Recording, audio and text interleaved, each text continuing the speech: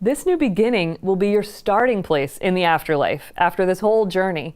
You will have come to the place that your mind and heart had developed to on earth, and you continue from there, in ways that we'll talk about soon. But if we're the ones calling the shots and we can go anywhere we want, wouldn't the obvious choice be heaven? Yeah, and no one is restricted from heaven. But the atmosphere of heaven is one of selfless love for God and for the neighbor.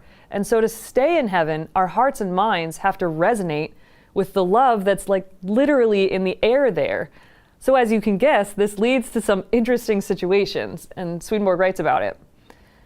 Many people who arrive in the other life from the Christian world bring with them a faith that they are going to be saved out of straight mercy because they plead for it.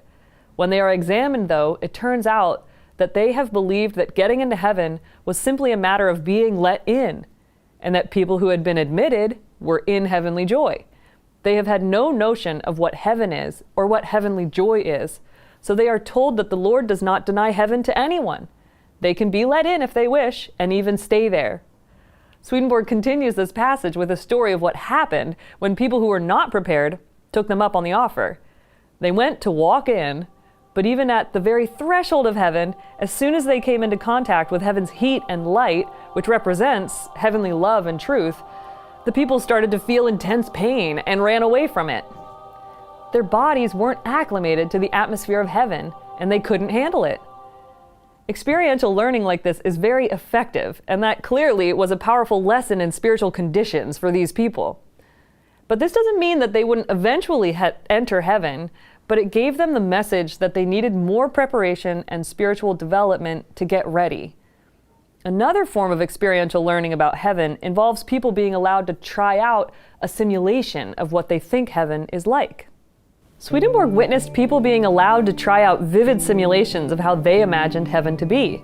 It was a fully immersive experience for them. He saw perpetual worship rituals, perpetual feasting, perpetual socializing, and more. People had no time limits on these heaven fantasies, but spoiler alert, it wasn't long before they were all consumed with boredom or actual distress rather than heavenly joy.